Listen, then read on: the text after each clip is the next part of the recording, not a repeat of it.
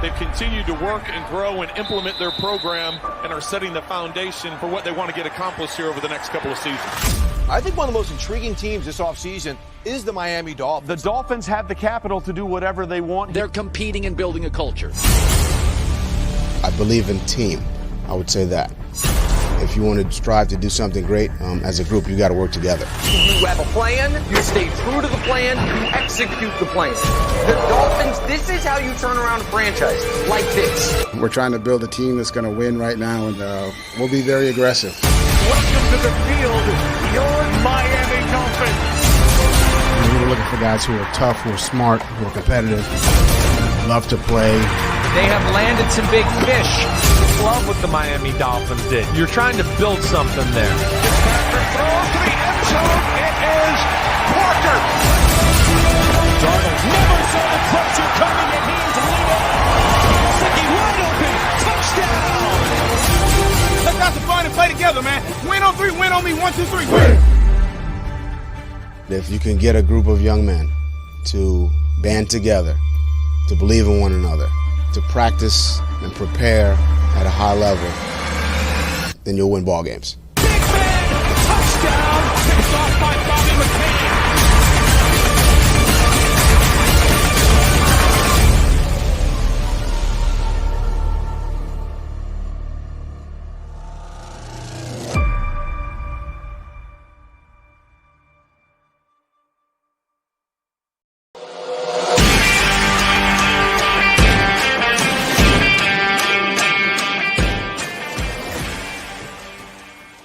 What's good, Fin Nation? What's good? It's your boy Reason, and we're back here for another one.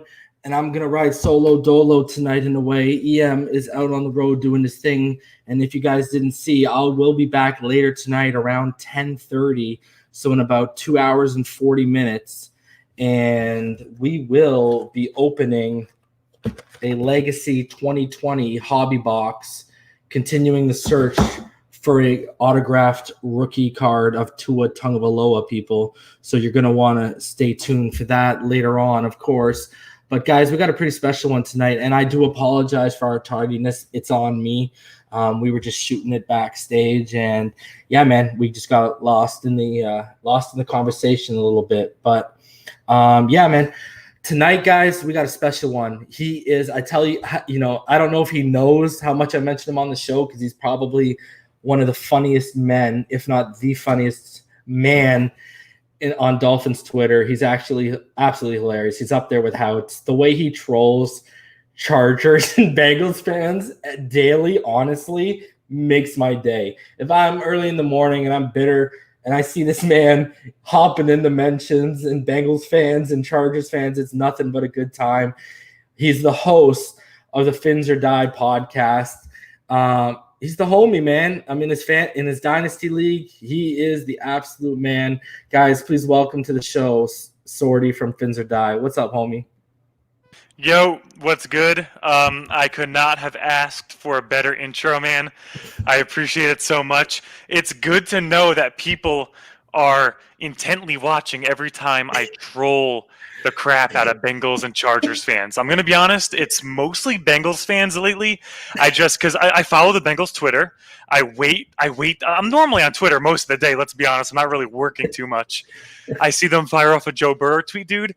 The first thing on the top of my head, I fire off, and all these salty Bengals fans in my mentions nonstop. So I'm very happy that the work is not going unseen. I really appreciate it, and thank you so much for the kind words. No worries, bro. I got actually 2 questions segueing off that. 1, what's the worst thing that's been said to you? And 2, what's the worst thing that's been said to you about Tua because of that? Because you know what's happened, bro. Okay.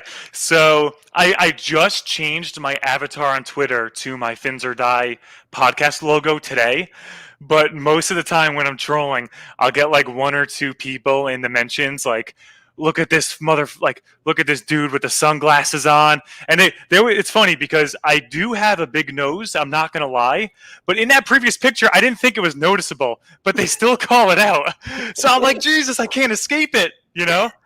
So they point that out. And then most of the time, if they're talking about Tua at least, it's in regards to like, oh, well, your QB isn't even going to step foot on the field this year. He's never going to see a snap. So, that's pretty hurtful, but we just, we roll him off the shoulder and we keep going. You know what I mean? And you know what, bro? Like, you were the one, and I actually referenced you a couple days ago when everyone was getting on, I know you've heard it, the statement. I keep telling people out here because, a lot of people out here of our subscribers in EM, they're on as involved in Twitter as like, say you or me are. And, we started referring it to the dark corner of Dolphins Twitter that be talking reckless about Rosen starting and Tua not being worth it. Right. Yo, bro, like you pointed out better than anyone. Didn't people remember last year? Didn't they learn their lesson from last year that, we had the media clamoring for Josh Rosen to start after practice and preseason? And how did that work out? Yeah, man, for sure. I mean, this is the thing. People so it's very interesting this year, right? Because we have a coronavirus training camp. The media members can't even live tweet during it.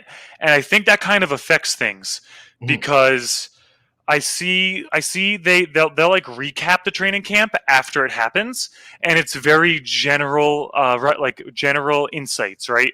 It's not happening real time. So they'll generally say, "Hey, Rosen was looking pretty good today, or he had like a good day. There were some good deep balls." And like you said, dude, the dark corner of Dolphins Twitter just runs with it nonstop. And now they're talking about Rosen starting the season and stuff. Like we might be able to trade. I saw something like we might be able to trade him for a first or second round pick. It's like, dude, let's slow down a little bit, man. It's kind of ridiculous sometimes on Dolphins Twitter. Like we really get in that mindset of like the hype train. You know what I mean? Yeah. And one of our number one mod Rhino says here, a large nose is like big feet. Roll with it, dude. I definitely roll with it, man. Trust me. I do pretty good for myself with the big nose. Don't worry. Let me just ask you this, just sticking for Tua and the whole Rosen thing for a sec, bro. Like, is it because I know you've been involved heavily, since the draft process, obviously before that, but especially around that. Doesn't it seem to you like a lot of these Tua haters are the same people that are Rosen believers? You know what? I would probably say there is some overlap. It's hard for me to track all the different people on Dolphins Twitter because they change their avatars every other day to a new Tua Photoshop or a new Tua picture. So it is pretty tough.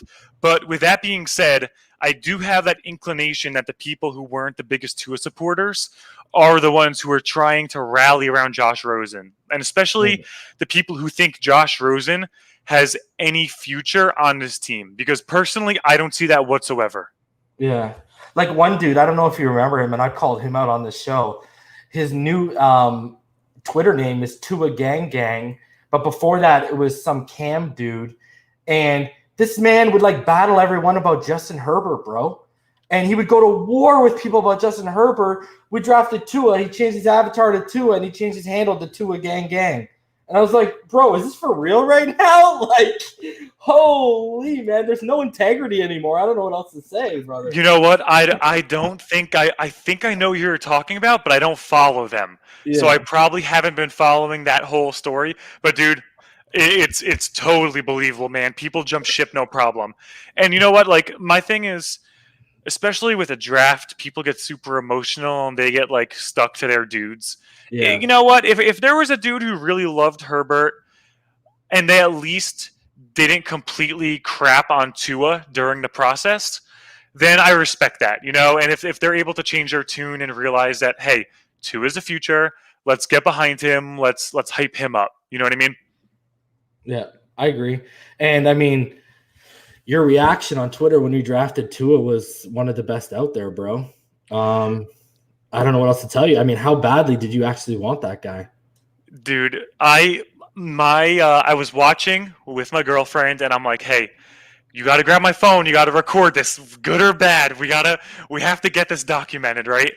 And my heart was pounding out of my chest, dude. When it was, I think for the whole 10 minutes before the pick or the whole 6 minutes, whatever it was, my heart's pounding out of my chest, dude. I'm just sitting there with like my pillow in my hand. I'm like, for the love of God, if this franchise screws this up and we pick Herbert, I really don't know what the future is going to look like as far as Dolphins Twitter, Dolphins fan base, the future of all podcasts and the world as we know it going forward. It just everything worked out so perfectly. The fact that nobody jumped us to snag Tua, like the Chargers didn't get cute and move up to 3 or 4, for example, and he just fell right in our lap. Like, I gotta say, not to get too corny or anything, because football is a big part of my life, but it isn't the biggest. But that was one of the biggest, most memorable moments of my life, probably, dude. Just that visceral moment of getting the guy that we've been clamoring for at least a year plus, man. I remember right after we drafted Christian Wilkins, I was like, dude, Tua's next in line. Let's just see how it plays out. And it somehow, some way for Dolphins fans, it worked out in our favor. Let me ask you this. Like, you watch, you've seen the hype trailers about his family. You've seen how everything worked out. We basically put the nail in the Patriots' coffin, and then Tannehill kicked it into the 6-foot hole in the first round of that dynasty. Like, we played a big role in that, really, because we took away home field advantage, and we still got Tua. Doesn't it kind of feel like destiny? And on top of that, like, is it still surreal for you? Like, is it still set in that this is our guy now? Absolutely not. I still see pictures of Tua in Dolphins gear. I see the highlights of Tua throwing slants at training camp, just generally being out there in the field. I still can't believe it, man. Half the time, my boy Alejandro on Twitter, he tweets some random Tua thing. I'm just like, dude, I cannot believe that he's actually our QB. It's crazy to me, because with the quarantine and coronavirus, there hasn't been much to do. So I've been glued to the internet and Twitter, but I still can't believe that he's actually on our team. And I totally agree, man. It truly felt like destiny. And, I don't want to put this in a warped way or a disrespectful way, but the fact that, like, the hip injury happened at that time and he was able to heal up perfect, dude, the fact that he was able to prove that he was healthy right before the draft and get that clean bill of health right before we were able to draft him. And even with, like, the early coronavirus stuff, and made it harder for teams to scout him and go watch him work out, Like, it truly felt like it fell right into our laps, and it was just meant to be. Mm-hmm. And here's the real question. How mad were you that Roger Goodell had that many months to practice that name and couldn't get it right? I put nothing past that guy to screw it up, man. I'm going to be honest, though. I met Roger Goodell at, I want to say it was the 2013 NFL draft. Mm-hmm. I'm pretty sure that was the one that the Johnny Manziel OBJ one. I think it was 2013 or 2014. It was one of those. I met him in line waiting at Radio City Music Hall. He was a pretty cool dude. He took a picture with us. So as much as he has his faults as a commish, I think he's a generally good dude. Do you remember the Brady Quinn draft pick? The draft where we took Ted Ginn? You know what? I was pretty young for that, man. I don't know if you know, by the way, we were talking about how old we were before, or how old you were. I'm 26 years old. So when we drafted Ginn that year, what was that? 27. What was that? 2006? Yeah, 2006, 2007. So that was 2006, man. I must have been 12, right? I was a young kid. Yeah. I was a young kid, and be thankful, bro. Trust me. Well, I'm not too thankful, because the first season of me ever watching Miami Dolphins football was that 1-in-15 year that we had to endure. So that's a pretty rough season for a first-time fan. But, dude, when Camarillo caught that pass and just sprinted the end zone and we won that game, and, like, the look on my dad's face when I was watching with him and all of his friends, like, I knew I was sold for life as a Dolphins fan, Yeah, like, at that time, I remember that game because at that time I was working every second Sunday. So I would get off work at 5, so I'd record the games, and I was working that Sunday. My girlfriend at the time, who I had a really long relationship with, she, me and her dad would always watch football, right? Yeah. So what happened was I recorded it, and I came home, and she came to my place after work. She said to me, she's like, "You're really going to want to watch this game." I'm like, "What are you talking about?" She's like, "My dad told me before I left." So anyways, I was sitting there watching it, bro, and I like start flipping out. I'm like, "What's telling me that I really want to watch this game, bro?" And then the Greg Camarillo thing happened, and I was like, I remember that, man. I lost it. It was a moment of joy for such a crappy season, right? Dude, that was such a euphoric moment for such a terrible season, but that moment of knowing that we weren't going to be in the depths of the NFL record books as a winless season was just amazing. So were you around for the John Beck era? I was around for the John Beck era, and listen, I can't recall off the top of my head the year we drafted him, but I know that we drafted John Beck, and I remember I was an active forum member of a website called Football's Future back in the day, and on the Dolphins message board there. And people were talking about, we drafted John Beck. He's like a 26, 27-year-old rookie, and everyone was trying to sell themselves on it. They're like, you know what? Well, if he's really good right away, we'll still have 10 years with him, blah, blah, blah. Well, obviously that experiment didn't happen that didn't go well, to say the least. Yeah. Okay, check the screen for a sec, bro. I just want to put this up for you. Okay. I don't know if you've seen this.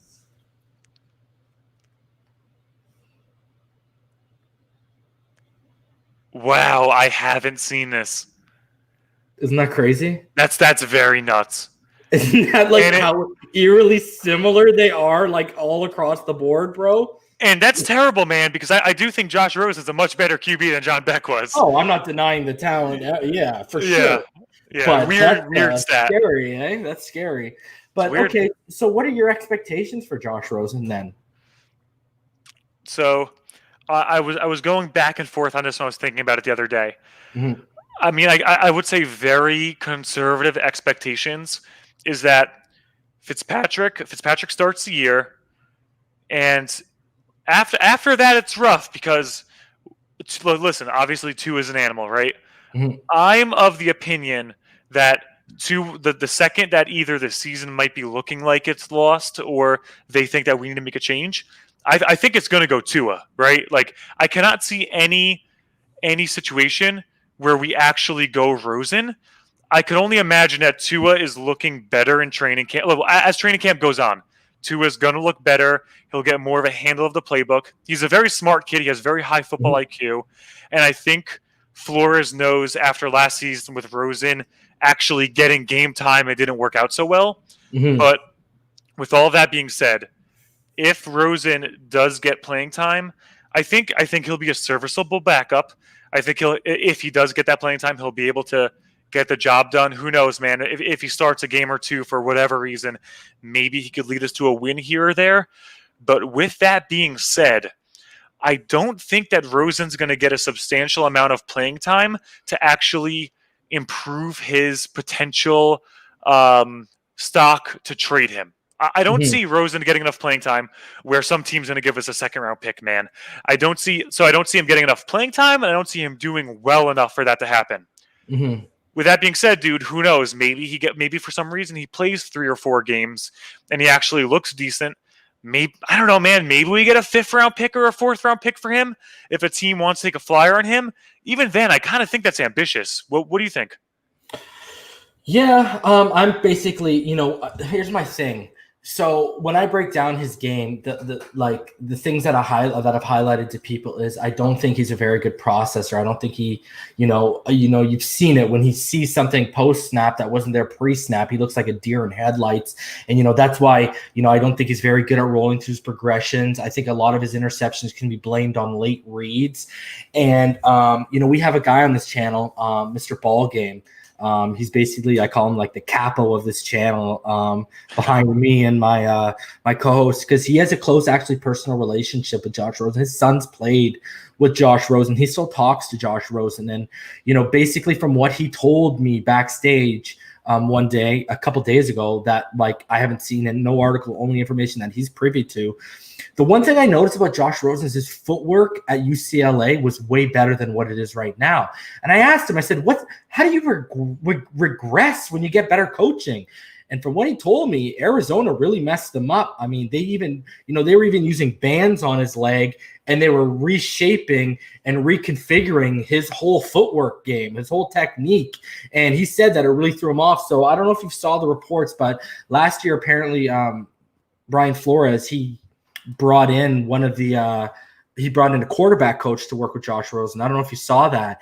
And Josh Rosen told Mr. Ballgame specifically that this guy basically, His job was to work off all the bad habits he had learned in Arizona. But I had always pointed out with Josh Rosen, Sordi, if you go back and you watch Josh Rosen's first 2 years and in high school, but his first 2 years in UCLA, bro, this guy was slinging the rock, bro. Like I'm talking like zip. And I always brought it up. And me and my co-host, we've actually gotten to like pretty heated conversations about this because I'm not a fan of the kid's evaluation right now, but I'm also objective with my evaluations, and I know what he was in university and high school, right? And a lot of people don't realize, and I've mentioned it multiple times on the show, so our subscribers do, he had shoulder surgery at UCLA. And if you go watch the film from prior to the shoulder surgery to after the shoulder surgery, you can notice a loss of velocity, right? So I brought this up to Mr. Ballgame literally a couple days ago. I said, yo, and because EM brought it up. And then he basically told me, check this one out. Here's a tidbit you haven't seen in any article. Josh Rosen only has a 3/4 motion because of the surgery. He can't get a full rotation in his arm anymore.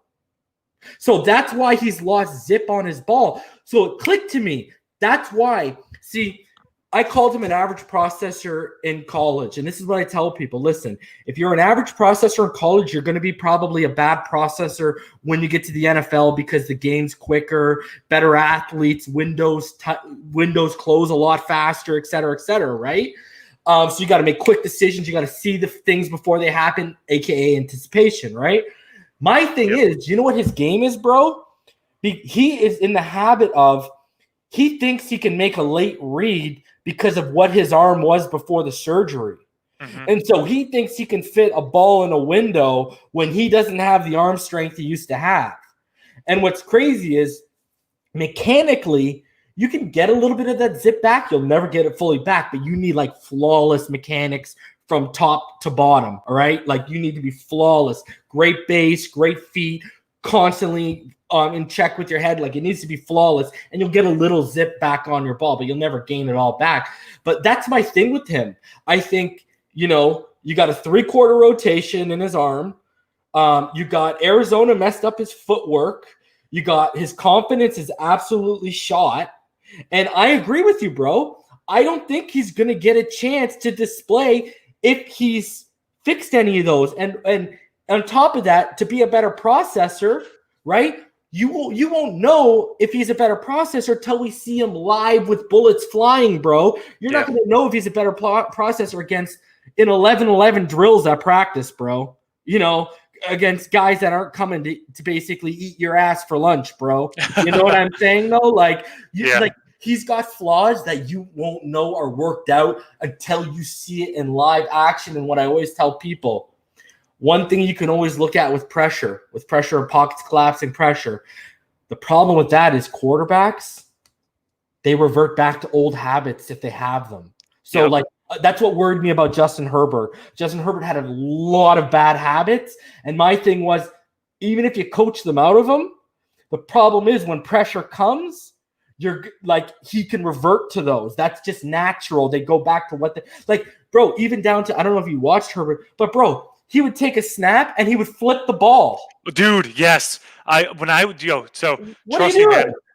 was watching her, so dude, it's like 2 weeks before the draft, right? Yeah. I'm talking to myself. I'm like, listen, man, there might be a good chance that we get this kid. So I need to really do a deep dive on him and watch every YouTube video possible on him just to try and talk myself into it. And I kept seeing Herbert had that flip of the ball, man. Bro. And it's terrible. It's just obvious. Like we all know why that's bad. Obviously, it could lead to fumbles. It's a terrible habit to get into. I don't understand what the benefit of is flipping the ball. But to kind of go back to Rosen, I agree with all of your points, man. And to be honest, I didn't realize. I knew he had shoulder surgery, but I didn't realize that. After the injury, it left that much permanent damage for the 3/4 rotation, and that makes so much sense because I know I was that tweet the other day, dude. I'm telling people we know that Rosen he can make throws when he has all day to throw, man. He does have an arm and he could be accurate, but like you said, because he has that kind of slow, he doesn't really have that best football IQ and that processing skill. He relies on his arm. And now that his arm is a little bit shot, it doesn't work the same anymore, and that's what gets him into trouble. Especially over, you go to, what was everyone busting their nut over, Sordi? Everyone was busting their nut over Jakeem Grant, a 75-yard basically go route, where I'm sure you read all the updates. Jakeem Grant was blowing past everyone in our secondary. Even Tua had a deep ball to Jakeem Grant in one-on-ones that day, right? So that was Jakeem Grant. But here's the thing, right? We've never wondered whether he can throw a go route because remember, Preston and Jakeem last year, 2 of their big drops on Rosen were go routes, right? It's about tight window throws over the intermediate level where defenders are collapsing. Here's a perfect example. When you got to get that touch over a linebacker, but in front of a safety, when you got tight man coverage, and that hole is going to close as soon as that ball comes in. You know what I mean? Like that's where I'm at with Josh Rosen. Like, anyone. I played the position, bro. A go route is one of the easier things to throw because it all comes down to touch. All you got to do is touch it into his basket, hope that he beats the man coverage one-on-one.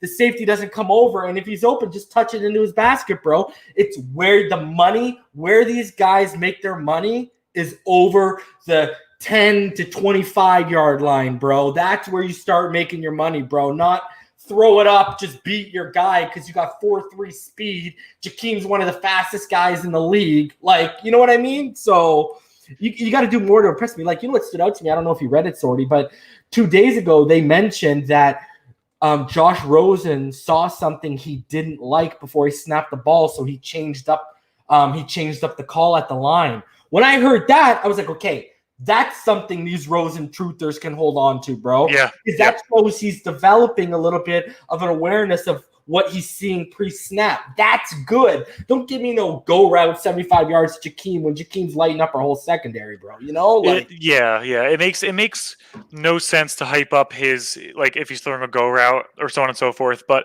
I like the point you brought up about how you really make your money in the 10 to 25 yard range as far as fitting the ball into tight windows.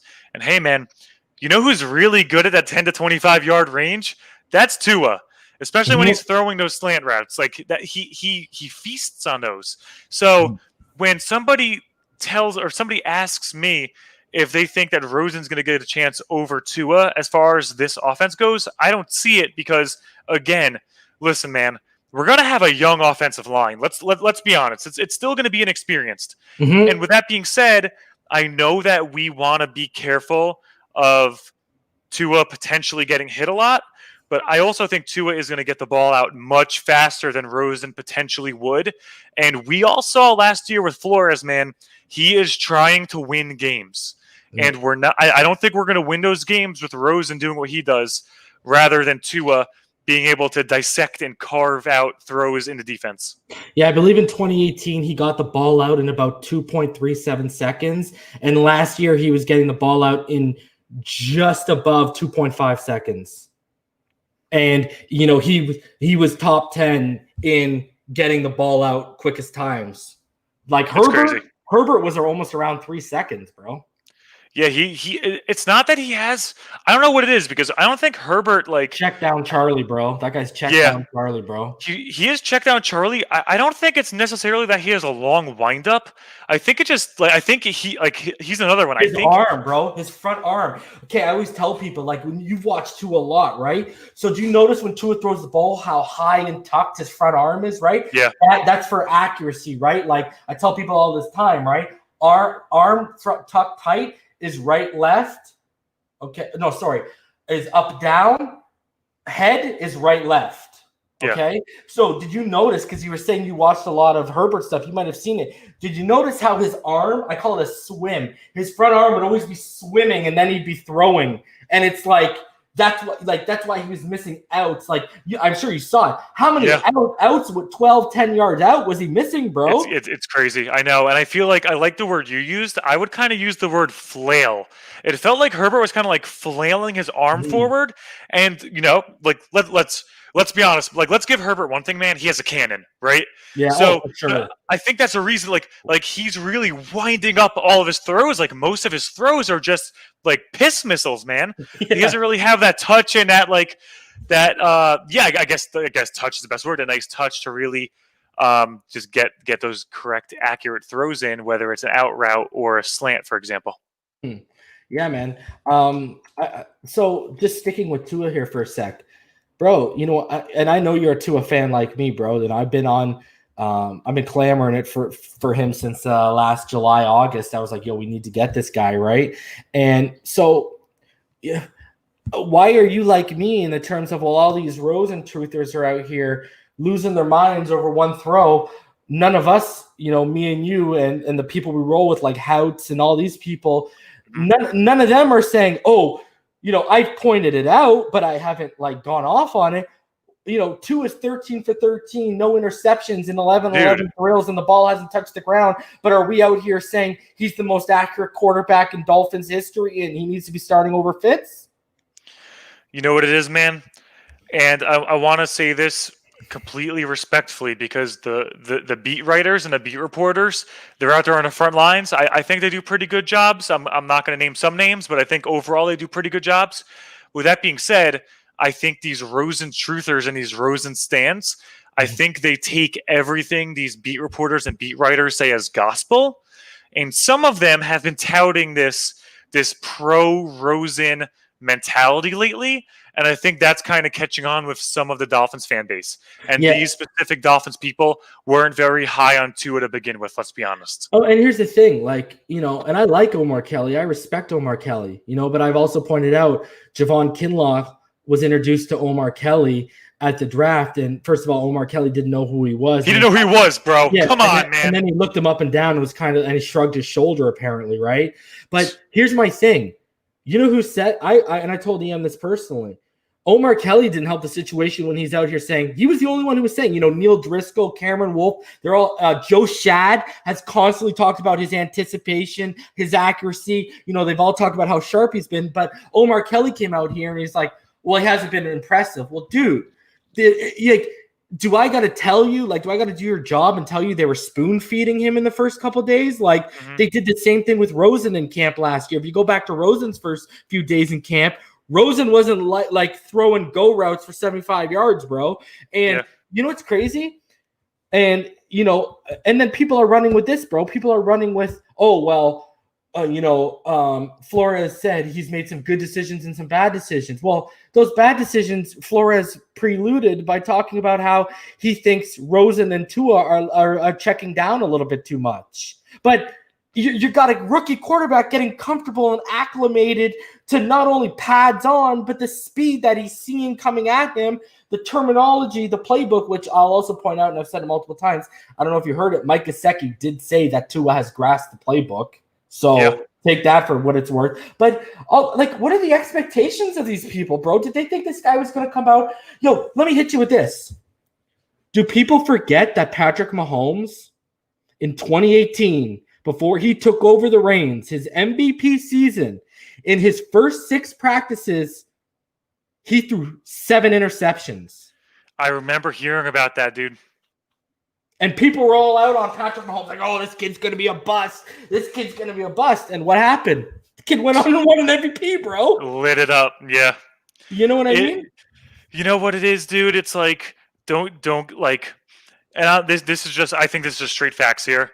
This isn't really a conspiracy theorist. I think this is truthful. We're living in very strange times, and jobs are being lost. Media is getting reshuffled. COVID might have a risk this season. These beat reporters and these writers, they need to get clicks.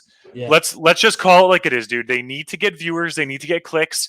And it does help Omar Kelly's job and narrative and, everything he stands for. If he's a little bit divisive and he kind of pushes it towards that Rosen direction a little bit, kind of hypes him up a little bit. And I'm pretty sure this was after Omar Kelly wasn't very high on the Rosen trade before it, or even during training camp last year. It's just very funny how opinions change. But to kind of reinforce your point even further, I think you're 100% right, man. What are we doing here? Do we think Tua is going to light it up after the first week or week and a half of training camp, man? Let's pump the brakes a little bit. Like, all these dudes are learning NFL playbooks for the first time. This is very complex stuff. And I know Tua was at Alabama with some great coaches, But still, man, the NFL is a different beast. It takes some time. It takes some time to learn things. It takes some time to understand all the different reads that are going on, understand different coverages. So for somebody to say that Tua is not looking very impressive after a week or a week and a half of training camp, it blows my mind, because I don't think expectations are super high right now, at least if you're a rational and logical fan. You see what I said on Twitter, bro? I said these same people better be applying these standards to their lives, and they better be out here dating models, bro. I don't want to see those 6, 7s, or 8s on their arms, bro. Straight tens. Only dimes, bro. Yep. Like, if you're going to hold a 22-year-old to these kind of standards, and some of y'all have never even played the game at a decently high level, y'all better apply those same standards to your own life, bro. That's all I got to say, For man. sure. I totally agree. I totally agree. It's ridiculous, bro. So, like, I'm writing an article right now for Dolphins Brawl that's probably going to be out next week. Let's go, and it's all about tempering expectations, not only with Tua but also our record. You know, I've said 7 and 9, or 8 and 8 to me would, given the circumstances, given the roster turnover, that would be a successful season in my eye. Well, some people are out here, predicting playoffs, deep runs. What are your expectations as far as a record is concerned? Okay, so I before I jumped on here today, I sat down and I looked at our schedule again, and I kind of mapped out like the wins and losses, what I would like, just general predictions, right? And I was looking at the schedule, man. I came to 9-7 actually, and I was pretty surprised. But with that being said, I know Fitzpatrick is another year older, and I know Fitzpatrick has this weird voodoo magic thing where one season he kind of plays lights out, or at least really good, and then the next season he kind of takes a step back a little bit and doesn't do as great. So when I'm factoring all of that in, and I'm looking at the schedule again and thinking, hey, maybe Tua starts a couple games. Maybe Rosen starts a couple games. These are in Tua's side, he's a young guy. In Rosen's side, I don't think he's that great, right? So with that being said, looking at the schedule, I would probably agree with you. I think 7 and 9 would be expected and would be pretty good. I would be pretty happy with 7 and 9, man, for the second year with a new coach, Brian Flores, who has completely changed the culture and the dynamic and the whole organization from top to bottom. It takes time to grow a team, man, and we're still a very, very young team. People forget that, like, well, you probably know better than me. What was it, 30 to 35% of our roster was practice squad at one point, or just general practice squad players? You're dead on with that number. Yeah, and we're still very young, man. We're still growing. So if I had to give a range of what I would expect / be happy with, or okay with, at least on the lower end, I would probably say 6 and 10. 6 and 10 is probably things didn't work out like we hoped. Maybe Fitzpatrick took a big step back, or Tua and Rosen just maybe just didn't look as great this year. Everyone's still gelling and growing. Very young offensive line. Let's keep in mind, we know how important the offensive line is, and I think the top of my expectations would probably be 10 and 6, but I still think that's very ambitious. Yeah. So you're talking about the offensive line. Is it safe to say one of the biggest surprises for you, or the biggest surprise for you, no pun intended on the guy's size, has been Solomon Kinley? I wouldn't say it's a huge surprise. And what was he, a 3-year starter, I believe? Yeah, right beside Andrew Thomas, right? Yeah.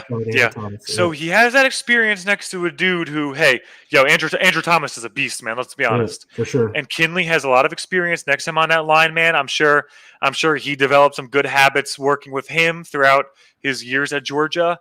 So I don't think it's a huge surprise, and I know that,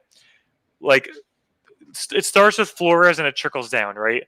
Our coaches like to experiment a lot. They're very experimental. And that's something I love, because I feel like coaches of the past, like Joe Philbin and even Tony Sparano, man, I feel like they were kind of stuck in their ways a little bit with certain things. So when I'm hearing that a rookie is starting, whether it's right guard, or let's say, for example, Austin Jackson gets some time at left tackle, or maybe they even put him at left guard, man, I wouldn't be surprised in the slightest, because we're trying to move a little things around, see exactly what works, and kind of just go from there.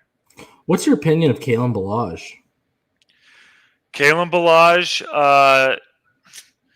I don't think he should be on his team, man.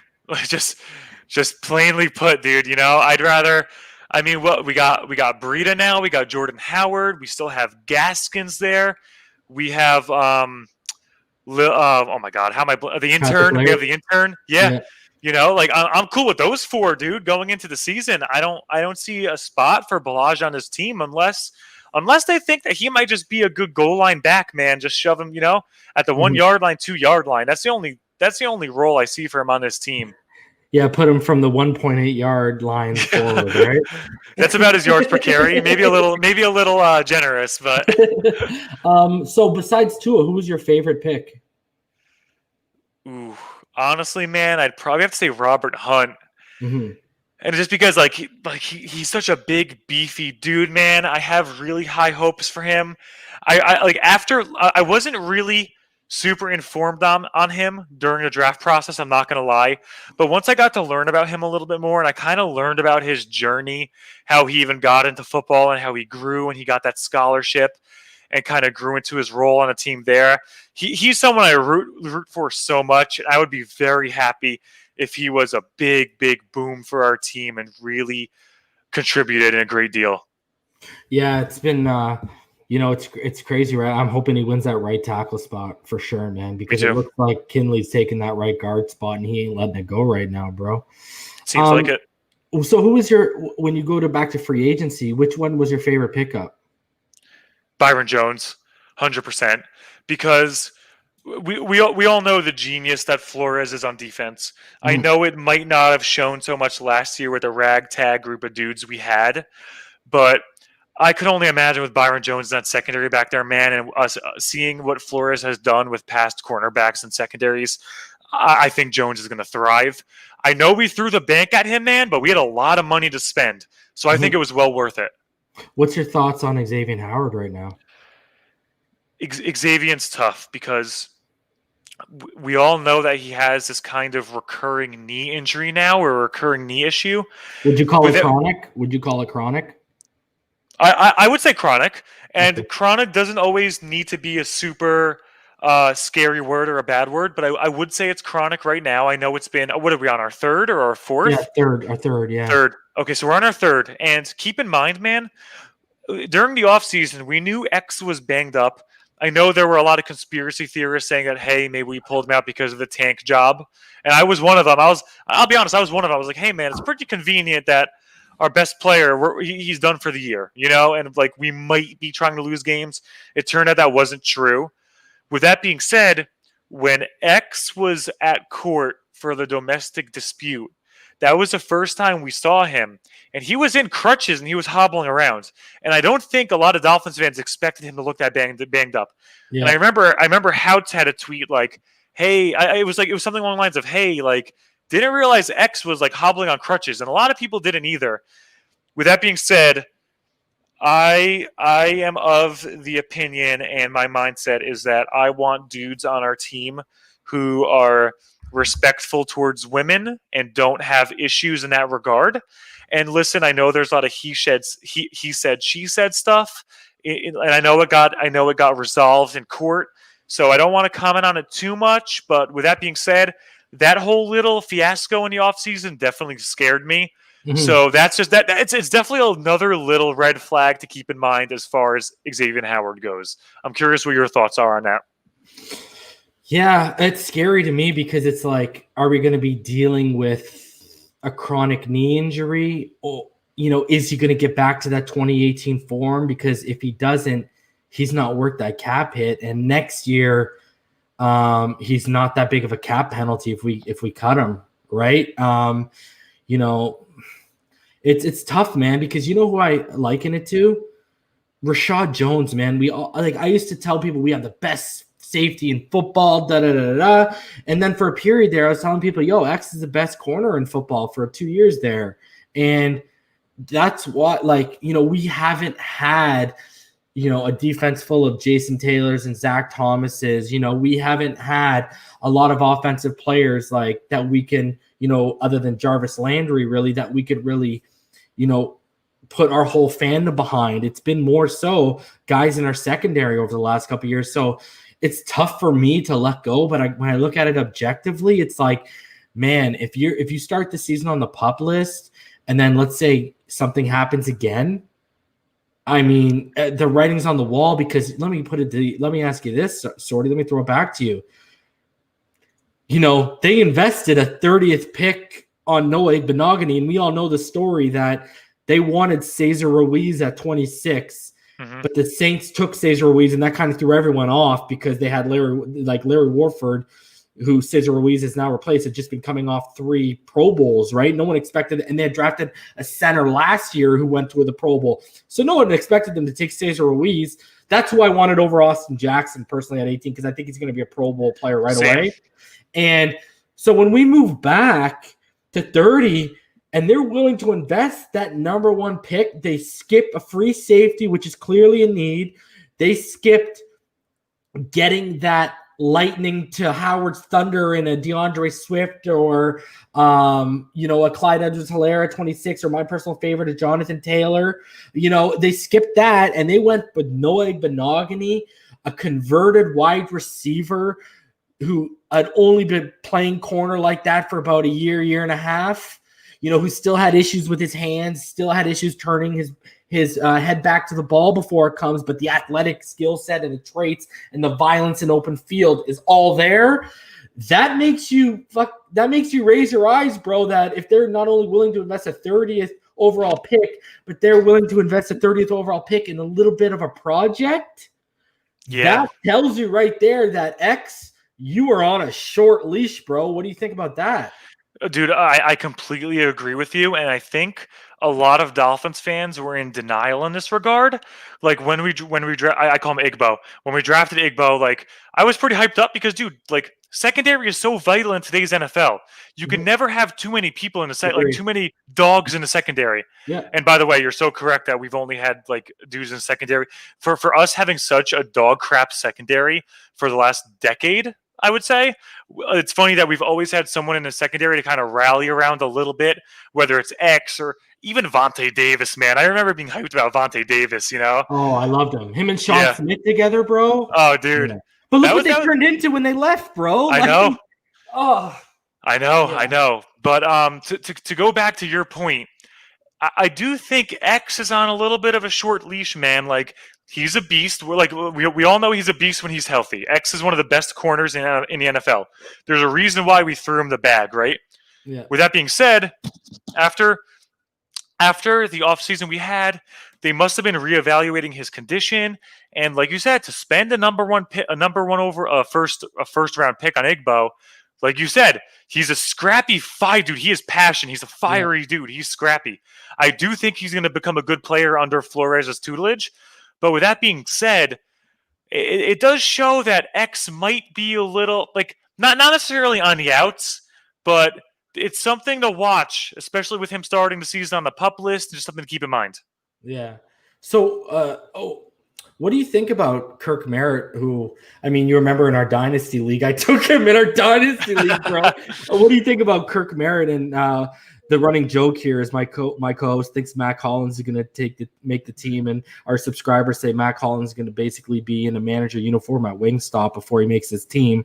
So what are your thoughts on Kirk Merritt and Mac Hollins? Okay. So as far it's tough, man. I was looking at the wide receivers on the roster again. I was kind of reevaluating them, and if Kirk Merritt is as touted as they say he is, as much of like a physical beast, right? Mm-hmm. Like what does a dude run, like a 4.4? There's that concept. 4.33. 4.33, insane. Yeah. And everyone's seen that viral video where he's jumping on like the mats or the platform. It's up to his shoulders, bro. It's up to his shoulders, dude. Come on. Yeah. So we all know that the guy is an athletic freak. With that being said, man, it kind of goes back to like, I don't want to keep bringing it to this, but it goes back to those character concerns. Like, I don't know if everyone's aware. Yeah. Yeah. He's like, he hung eggplant. Exactly, dude. Yo, Kirk Merritt's hanging dong in college, and you can't be doing that, bro. You know what I mean? Like that's pretty tough. But let's I'm sorry. Let's go back to on the field, right?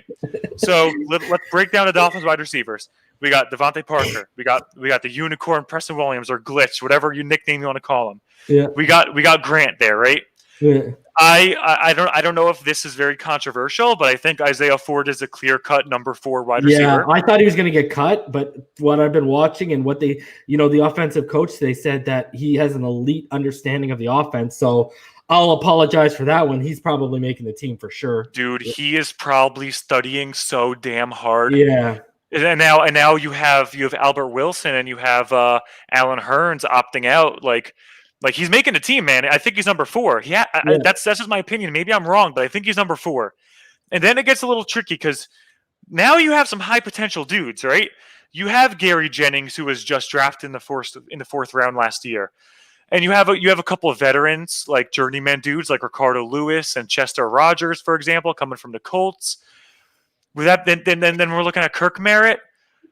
So if just check the comment quickly. To 2 female tutors at the same time. Yo, that is ballsy, He's a man. legend. He's a legend. And you know what, man? If we were in the 1980s, 1990s, he would be that story would be passed down as a good thing. But we're in 2020 and it's not. It's very offensive. And maybe he's an old time dude like that, but that stuff doesn't fly anymore, right? Yeah. With that being said, when it comes to the football field and high potential, right? Mm-hmm. And I'm going to be honest. There's some dudes on Dolphins Twitter that I do respect their opinions and I'll consider them, that are very high on Kirk Merritt and Matt Cole, right? And those 2 guys making the team.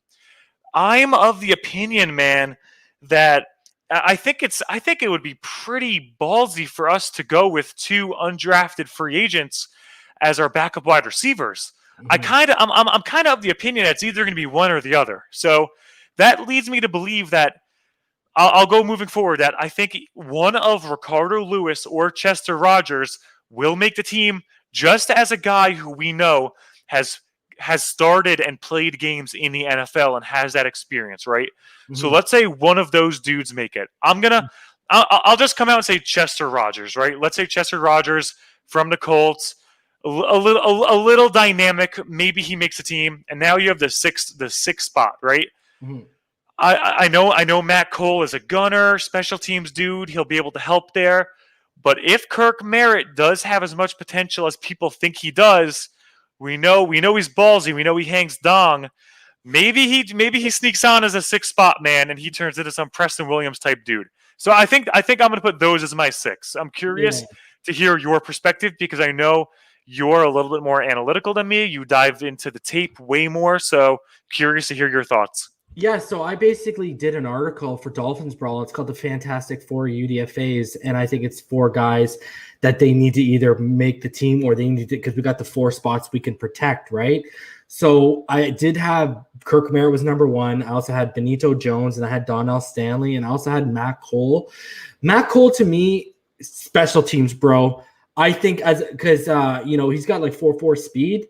So, and he's been effective at punt and kick returns. So that's where I'm cool at. Kirk Merritt specifically, Kirk Merritt and Gary Jennings, to me, they look like they're creating a rapport with Tua Tagovailoa because I remember the first day of padded practice, I was saying, yo, Kirk Merritt ain't popping up. That's sad for me, right? Because I'm a big fan of this guy. Mm-hmm. Then the last 2 days, he's popped up, and every time he's popped up, it's on the end of a Tua Tagovailoa throw, right? And we know that 2 of the first receivers that started zooming and getting to know Tua were Gary Jennings and Kirk Merritt. And then Gary Jennings started working out with Tua Tagovailoa when Tua got his place in Miami, right? So, it's honestly, bro, I think they need to carry 7, bro. I think we need the depth because of, bro, even look at Chester Rogers, bro. The last 2 days of padded practice, they had him returning punts, and 2 days in a row, he muffed punts. And so, he's basically coming down to the slot. And my thing is, I agree with you 110%. I think the top 4, the way it's shaking out is obviously Parker, obviously Williams, obviously Grant. And I do agree with you. And I will backpedal because I was wrong because I didn't know how deep he was diving into the playbook. I do think Isaiah Ford is going to find a way onto his. But then, bro, it gets to a point where 5, 6, and if they carry 7 is literally anyone's guess is as good as ours. You know what I'm saying? Like, that's what's crazy about it. And it's so crazy. That's why we need, I know you saw the first couple of days of pattern practice, other teams were live streaming their whole practice so you could see the 11 on 11s, bro. You know what I mean? Like, it's going to be, we talk about how, Tua's gone 13 for 13 and he's only done it with second and third stringers, right? But the thing is, bro, we haven't seen who these second and third stringers are. And like Kirk Merritt has ended up on the last 2 days. He's caught a 25-yard crossing pass and I think a 35-yard skinny post from Tua that were both on ropes, both on the money in 11-11 drills, right? But was Tua working with the third or the second string guys? You know what I mean? Like, we don't even know what they think of anyone beyond Isaiah Ford and Jakeem Grant. You know what I mean? Like, that's what's crazy all about this, bro. And yeah, man, this is what was telling to me. Okay. Ricardo Lewis was cut and they didn't want to get rid of a Matt Cole or Kirk Merritt or Gary Jennings. Chester Rogers was kind of brought in after the fact when bodies stopped dropping. Like, if Alan Hearns or Albert Wilson hadn't, opted out, one, not both, one of the two, I don't think Chester Rogers would even be a body right now at camp. You know what I mean? Like, they brought Ricardo Lewis back before they signed Chester Rogers. And to me, they had already cut Ricardo Lewis with all these other guys on the roster. You know what I mean? It's a good point. It's a very good point. Like, to me, I think the guy who would have been investing if you really wanted someone to fight with these guys is Taylor Gabriel. I know he's a little bit small, but the guy's fast. He's had 6, 7, 800-yard reception seasons in the NFL before with fucking Mitch Trubisky throwing to him, bro. So, you know what I mean? Like, I think that, I don't know, man. But then you get to the point where all that's thrown out the window of what I just said. If one of those guys, Ricardo Lewis or Chester Rogers, outperforms the guys that were stuck around before they brought them in, you know what I mean? So it's tough, man. Frustrating, bro, that we only have 10 or 15% at best of this information. You know what I mean? So some things I'll say. Number one, it is such an absolute sin that the Miami Dolphins are not live streaming our training camps. Because I would love nothing more than during the middle of my workday just to look over to my second monitor and watch practice and just kind of get a gauge of what different guys are doing and get a good sense of, like, you're right, are they running against the 2s? Are they running against the 3s? What is actually happening? Because I don't want to go by the beat reporter, like the beat writer's tweets too much, Yeah. And I know they're insightful. I know they're valuable, but I like to see with my own eyes, right? Mm-hmm. But you make a great point, man. I could easily see us carrying 7 wide receivers, especially because, and I don't know the exact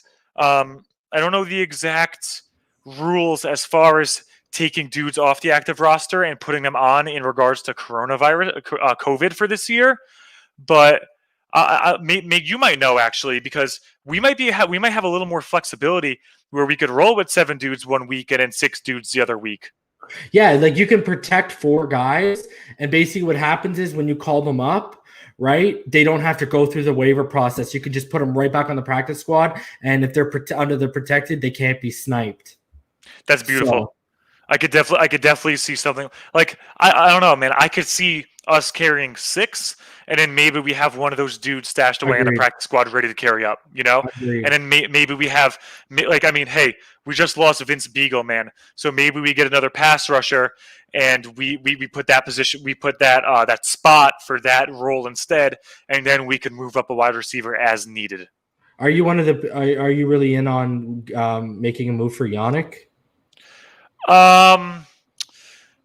Dude, he is awesome. He's a very, very good player. With that being said, if it's a second round pick, man, I'd probably part with it. I'd probably part with a second round pick for him because he's a dog. He's a dog. He'll be able to attack the opposing QB. It would be a beautiful sight to watch him with the dudes we currently have. Yeah, let me hit you with this. You want to see something? Check this out, buddy. I'll hit you with this. Give me a sec here. Boom. Check this out, bro. For everyone, put it into perspective, bro. Courtesy of Next Gen Stats, when you compare Joey Bosa and Yannick Ngakoue, games played, Bosa has 51, Ngakoue has 63. Sacks, Bosa has 40, Ngakoue has 37.5. QB hits, 82 for Bosa, 85 for Ngakoue. Check this out.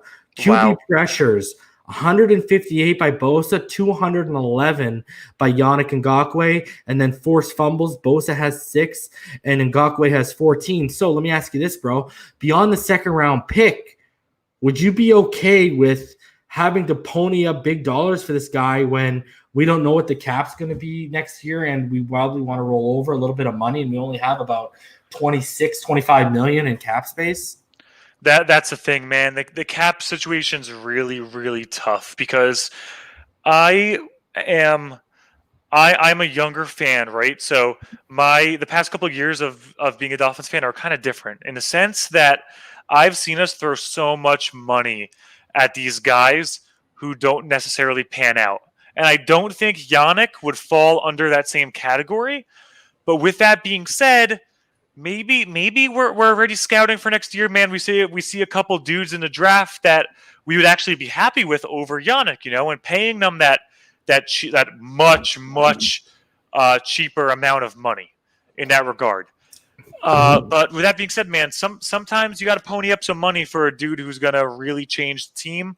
And we might have already done that with Byron Jones, so we might not have the availability to do that with Yannick.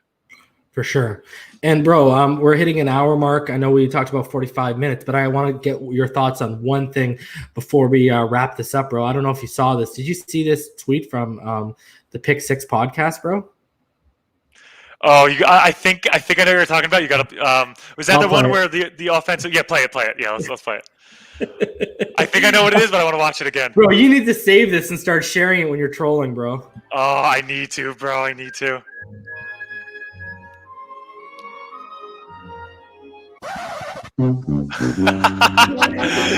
Yo, it's so beautiful. He is gonna be in a world of pain this year. Yeah, it's gonna be. I saw Barstool tweeting. I saw Barstool kind of retweeting that one too. Yeah, man. Burrow. I don't know, dude. I don't know. I think. And listen, I hope Bengals fans. Well, I mean, for your sake and your viewership, I hope the Bengals fans come and see this video. But if they do, I don't want them to know that I did like Burrow during the draft process. I would have been happy with him. I think he's going to be a good player. But that Bengals team isn't that great, bro. They're really not. And I think he's going to have a rude awakening for this season. I agree, bro. I think, I've highlighted, people want to knock Tua's arm strength, but you look at short and intermediate. Tua puts some zip on the ball. He does. Joe Burrow has a weak arm. I actually have been on record saying I think he has an arm best suited for inside a dome, bro. And here's the thing. November, December, when you got to go on the road in Baltimore, Pittsburgh, and Cleveland, and you got to play at home in Cincinnati with all the winds and all the bad weather, and he's got small hands. Remember the big thing about his hands. Good luck to you, my friend. That's all I got to say, bro. That's all I got to say to him, bro. Dude, I totally agree. Bro, I appreciate you so much for coming on, bro. We got to have you back on with my co-host. You were great, bro. Dude, I appreciate it. Whenever I would love to come back. I had such a great time, and I would love to meet your co-host. Whenever you want to record, hit me up. We'll make it happen. And bro, we're putting together a little click for training camp next year, bro. You better get your skeleton behind down to training camp next year when those pads are on, bro, because it's going to be a good time, and we're going to have some beers going around, bro, and I'll buy you a few soda pops. Dude, I think I can make that trip next year. Next year's looking good, man. Let's do it, bro, because I've already got Houts down. I've talked to Dudley Do-Wrong. I've talked to a couple other people, so let's do it, bro. It'll be that would be great. That sounds so fun. It'll be popping, bro. But yeah, man, we're gonna get out of here, guys. Fins up. I'll be back at 10:30, and I'll be opening up Legacy 2020 Hobby Pack. I'll be searching for a Tua Tagovailoa autographed rookie card. The hunt continues, and after this, I'm about $750 deep, guys. So let's hope I pull it tonight. Anything else you want to say? You'll go ahead and plug your platforms, bro, before we get out of here. All right, thank you, man. So for anyone who's not on, maybe if you don't follow me on Twitter, I don't blame you. I'm a terrible Twitter follow. But in reality, my Twitter is at Finsordie, Finsordie. My name's Sordi. And Reason, thank you so much for having me, man. Loved having you, bro. It was awesome. Guys, fins up, and we'll see y'all later tonight. Appreciate everyone.